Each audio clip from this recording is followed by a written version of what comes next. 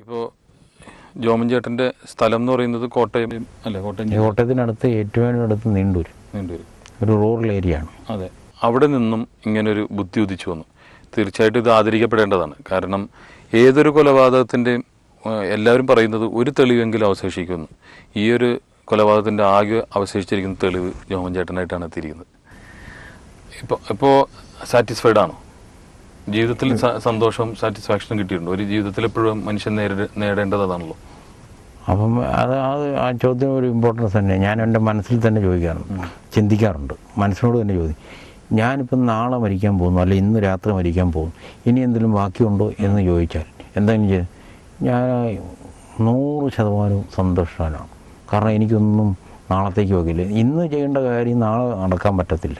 അതുകൊണ്ട് എൻ്റെ ഇത്രയും പ്രായത്തിനിടയിൽ എനിക്കേതാണ്ട് 23 വയസ്സുകാരനുള്ളപ്പോഴാണ് ഞാൻ ഈ ഇതിലിടണം. അപ്പം ചുമ്മാ തമാശ കളിച്ച് നടക്കേണ്ടത്. ഞാൻ വളരെ സീരിയസ് ആയിട്ട് വളരെ ഹോംവർക്ക് ചെയ്ത് വളരെ ആലോചിച്ചു. അല്ല, അതിനു മുൻപും എങ്ങനെയാണ് ഈ ലക്ഷണങ്ങൾ കണ്ടു തുടങ്ങിയത്? ഇതുപോലുള്ള അനീതിക്കെതിരെ പോരാടാനും ഈ ക്ലബും കളികളുമായിട്ട് നടക്കേണ്ട പ്രായത്തിൽ ഈ കേസുമായിട്ട് വരാൻ ചെറുപ്പം എൻ്റെ ഒരു ഗുണം എന്ന് പറഞ്ഞാൽ ഞാൻ ജീവിതത്തിൽ നമ്മൾ അരിക്കൽ പോലും നിൽക്കാൻ ഒരിക്കലും സാധിക്കില്ലെന്നായിരിക്കും ഉന്നതരായ സംസ്ഥാനത്തെ രാഷ്ട്രീയമായിട്ട് സാമൂഹികവും സാംസ്കാരികമായിട്ടെല്ലാം നിൽക്കുന്ന ഉന്നത വ്യക്തികൾ, പ്രായം ചെന്ന നല്ല ഏജ് ഓവർ ചെയ്തിട്ടുള്ള ആളുകൾ, ഞാനുമായി പ്രായം വെച്ച് നോക്കുമ്പോൾ അവരൊക്കെ ആയിട്ട് മിങ്കിൾ ചെയ്ത്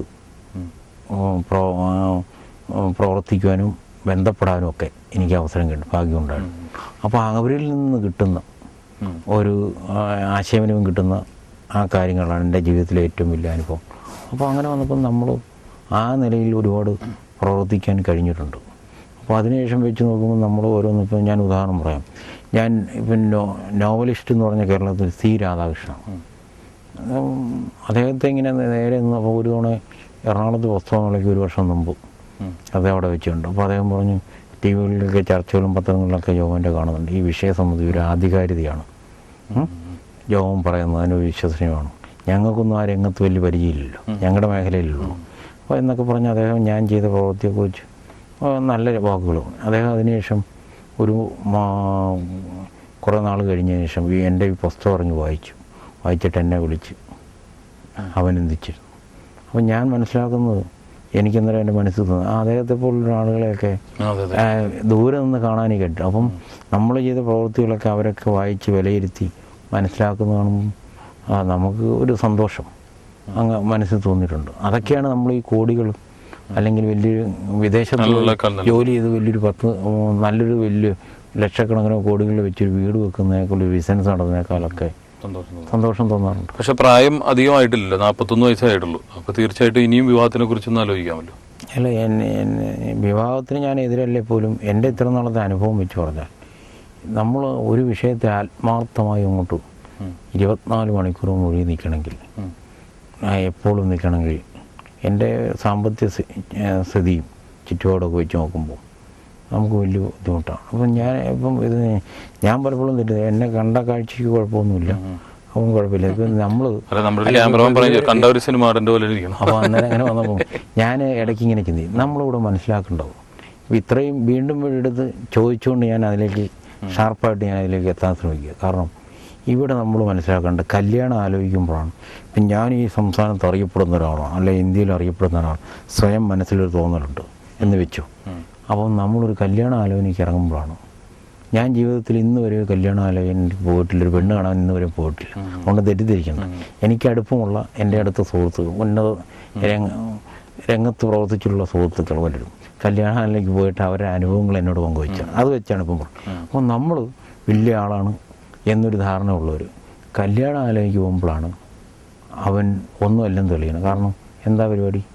അവരൊരു വലിയ IAS കാരനോ IPS അല്ലെങ്കിൽ ഒരുപാട് പൈസ ഉണ്ടാക്കി ഇരിക്കുന്ന ഡിപ്പോസിറ്റ് ആയിട്ടുള്ളതാണെങ്കിൽ ഒക്കെ അവ പെണ്ണിൻ്റെ ആണ്. ഇപ്പം രാജ്യം നന്നാക്കണമെന്ന് പറഞ്ഞു, ഈ രാജ്യത്തെ നന്നാക്കി അടങ്ങുള്ളൂ എന്ന് പറഞ്ഞു ത്യാഗം ചെയ്യാൻ വേണ്ടി ഏതെങ്കിലും ഒരു, അപ്പം നമ്മൾ സ്ത്രീധനമൊക്കെ പറയുന്നുണ്ടല്ലോ, അല്ല എൻ്റെ മകൾക്ക് 5 പൈസ സ്ത്രീധനം ഞാൻ കുടിക്കുകയില്ല എന്ന് പറഞ്ഞാൽ ആരെങ്കിലും വാശി പിടിക്കാൻ പറ്റുമോ? വെച്ചാൽ പെണ്ണ് വീട്ടിൽ നിൽക്കുക എന്ന് പറഞ്ഞ പോലെ ഏതെങ്കിലും ഒരാൾ എന്നാൽ ജോമോൻ ഇത്രയും നാളും ഇത്രയൊക്കെ പോരാട്ടം നടത്തിയുണ്ട് എൻ്റെ മകളെ കെട്ടിച്ചേക്കാം എന്നാരും ചിന്തിക്കുക എന്ന് ഞാൻ വിശ്വസിക്കും. അയ്യോ, ജോമനെ കെട്ടിച്ച നമ്മളെ പെണ്ണ് വഴിയാതാരാവും എന്ന് ചിന്തിക്കുന്നത്. അപ്പം ഞാൻ മനസ്സിലാക്കുന്നു, ഞാനൊരു ലക്ഷക്കണക്കിന് കോടിക്കണക്കിന് രൂപ ഉണ്ടാക്കി, ഡിപ്പോസിറ്റ് ഉണ്ട്, എൻ്റെ വീടും നല്ല നിലയും നല്ല കാറും സൗകര്യങ്ങളൊക്കെ ഉണ്ടെങ്കിൽ പിറ്റേ ദിവസം മൂലം ആലോചന തുടങ്ങിയനെ. അപ്പോൾ അതുകൊണ്ടാണ് ആരും വരാത്തതെന്ന് എനിക്ക് മനസ്സിലായി. അപ്പോൾ അതുകൊണ്ട് നമ്മൾ കഴിഞ്ഞുകൂടാൻ വലിയ ബുദ്ധിമുട്ടാണ്. പിന്നെ വേറെ ആളുടെ സ്ഥിതി നോക്കിയാൽ എന്താ സ്ഥിതി, നമുക്കോ പറ്റുന്നില്ല ജീവിച്ചു പോകാൻ. ഇപ്പോഴത് ഞാൻ സത്യമായിട്ട് പറയാം, ഇപ്പം ഇവിടെ ഒരു 100% സത്യസന്ധമായി ഏതെങ്കിലും ഉദ്യോഗസ്ഥനോ പൊതുപ്രവർത്തനോ രാഷ്ട്രീയക്കാരോ ആരെങ്കിലും 100% സത്യസന്ധമായി ജീവിക്കുന്നുണ്ടെങ്കിൽ ആ ആൾക്ക് ഏകമാർഗം ആത്മഹത്യ ചെയ്യാന്നുള്ളൂ. കാരണം സത്യസന്ധമായി ആർക്കും ഇവിടെ ജീവിക്കാൻ മേലാത്ത അവസ്ഥയിലായി. കാരണം എന്താ സ്ഥിതി, ജീവിച്ചു പോകാൻ ഇവിടെ ഒരാളുടെ ചിലവും കാര്യങ്ങളും എന്താണ്, ഒരു രക്ഷയില്ല. അപ്പം ഇപ്പോൾ എന്ന് പറഞ്ഞാൽ 50% തട്ടിപ്പും 50% സത്യസന്ധമായി പ്രവർത്തിക്കാൻ ഹരിചന്ദ്രനാണെന്നൊക്കെ പറയുന്നു. പലരും പറഞ്ഞു. അപ്പം ഞാൻ ആലോചിക്കും ശരിയാണല്ലോ എന്ന് തോന്നുന്ന സ്ഥിതിയില്ല. ആ നിലയിലേക്കാണ് കാര്യങ്ങൾ.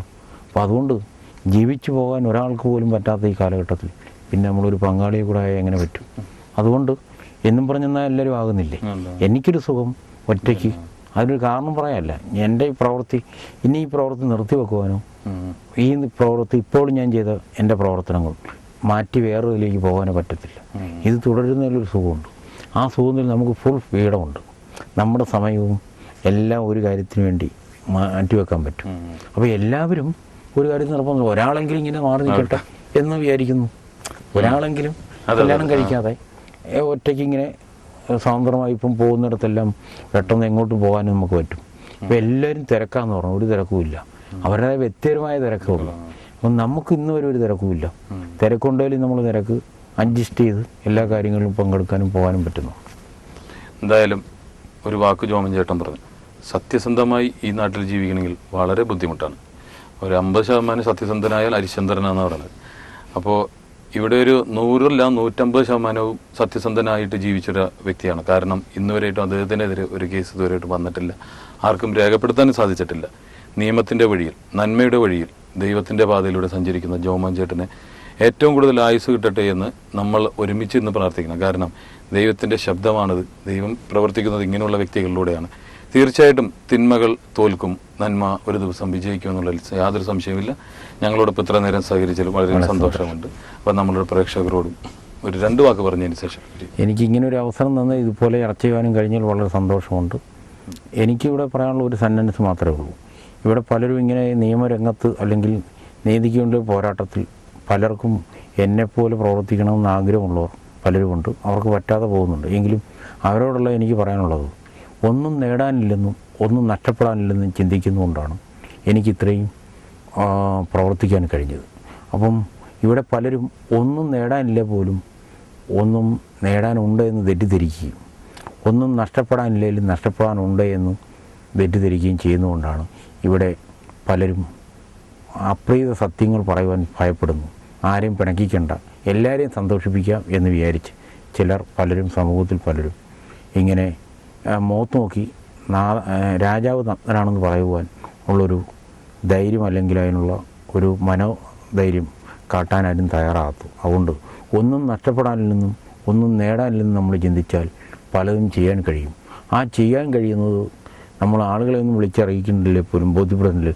നമ്മുടെ സ്വന്തം മനസാക്ഷിക്ക് ഒരു സുഖം തോന്നുന്നതാണ് ഈ രാജ്യത്തെ ഏറ്റവും വലിയൊരു നേട്ടമായി ഞാൻ കരുതുന്നത്.